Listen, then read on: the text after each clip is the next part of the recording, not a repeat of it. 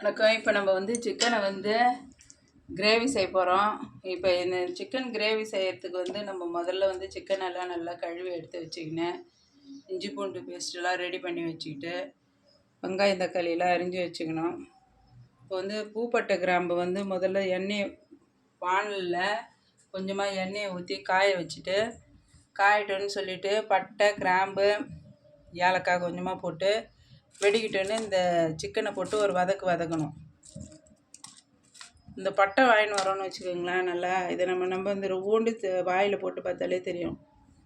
இது ஒரிஜினல் பட்டைனா இனிப்பாக இருக்குது, நல்லா சாப்பிட்றதுக்கு. அதே அப்படியே மோந்து பார்த்தாலும் நல்லா வாசனையாக இருக்குது. இதுதான் ஒரிஜினல் பட்டை. ஃபஸ்ட்டு கிராம்பு போட்டுப்போம்.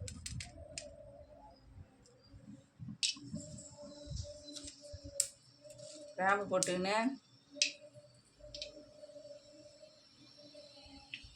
இந்த பட்டையை போட்டுக்குவோம்.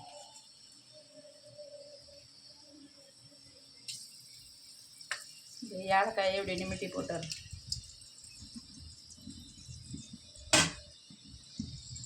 வெடிக்கட்டும்னு சொல்லிட்டு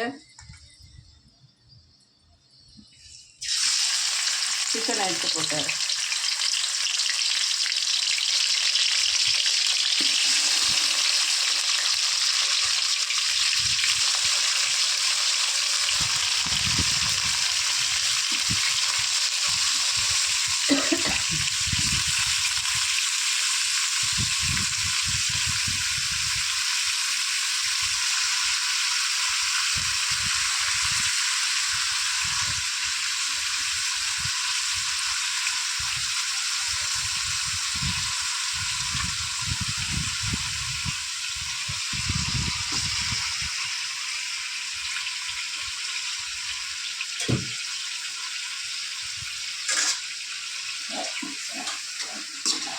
அதுலேயே கொஞ்சமாக நல்லா வதங்கிட்டோன்னு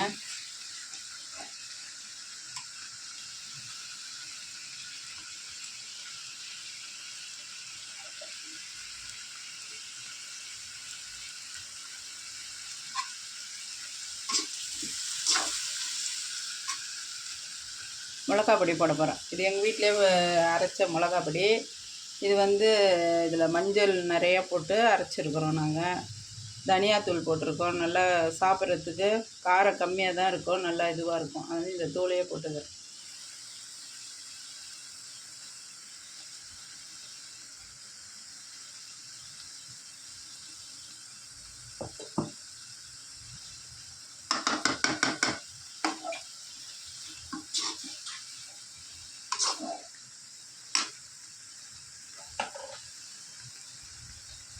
உப்பு கொஞ்சமாக போட்டுக்கிறேன். நல்லா இதை வதக்கி விடணும். வதங்கிட்டு இஞ்சி பூண்டுலாம் நான் நசுக்கியே போட போகிறேன். அரைக்கடை நசுக்கி தான் போட போகிறேன்.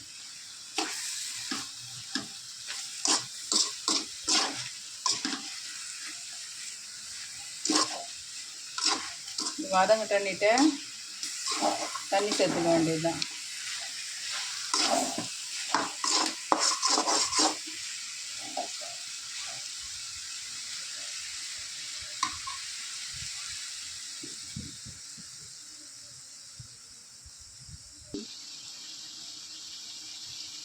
இப்போ வந்து நல்லா வந்து கறி வந்து வதங்கிருக்குது. இந்த நேரத்தில் நம்ம கொஞ்சம் தண்ணி சேர்த்துக்கலாம்.